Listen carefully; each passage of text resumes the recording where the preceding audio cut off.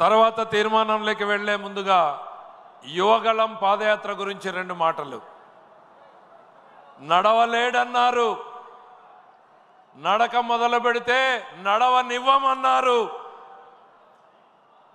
సభలు పెడతామంటే వేదిక లేకుండా చేశారు.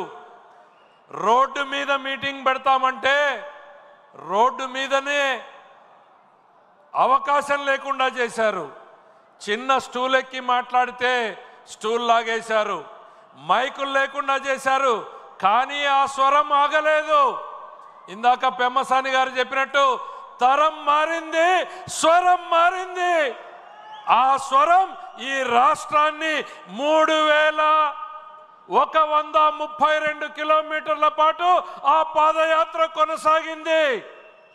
226 రోజుల పాటు పాత 11 జిల్లాలను స్పృశిస్తూ 97 శాసనసభ నియోజకవర్గాలను పలకరిస్తూ 322 గ్రామాల మధ్యలో 2094 గ్రామాల మధ్యలో 1,50,00,000 మంది గుండె తలుపుల్ని తడుతూ బడుగులు, బలహీనులు, పేదలు, యువకులు, మహిళలు, రైతులు వాళ్ళ కష్టాలను, కన్నీళ్లను తెలుసుకుంటూ నేనున్నాను, ఈ తెలుగుదేశం పార్టీ మీకు అండగా ఉంది, చంద్రబాబు గారి నాయకత్వంలో మీ కష్టాలను తీర్చడానికి మేము పని చేస్తాం, నేను మీ సైనికుడిగా పని చేస్తాను అంటూ ఈ రాష్ట్రానికి ఒక నమ్మకాన్ని కల్పించి నిరంకుశ పాలన మీద తొలి తిరుగుబాటు పాదయాత్ర చేసినటువంటి తెలుగు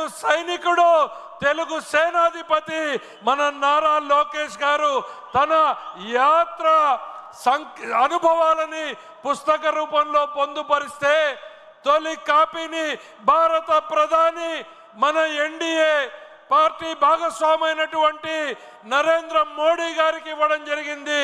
2వ ప్రతిని మన జాతీయ పార్టీ అధ్యక్షుల వారికి శ్రీ నారా చంద్రబాబు నాయుడు గారికి ఇప్పుడు పుస్తకాన్ని ఇవ్వడం జరుగుతుంది.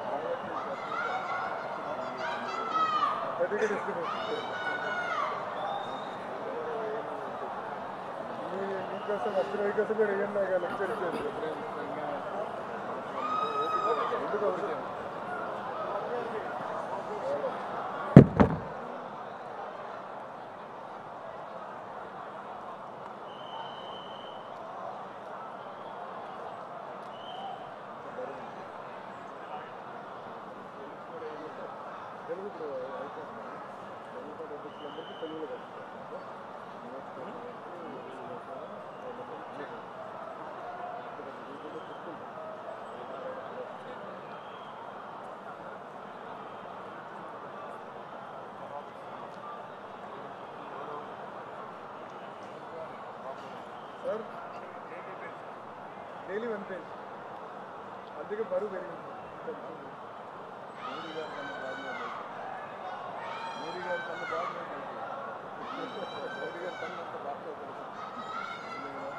ఎందుకన్నా డైరెక్ట్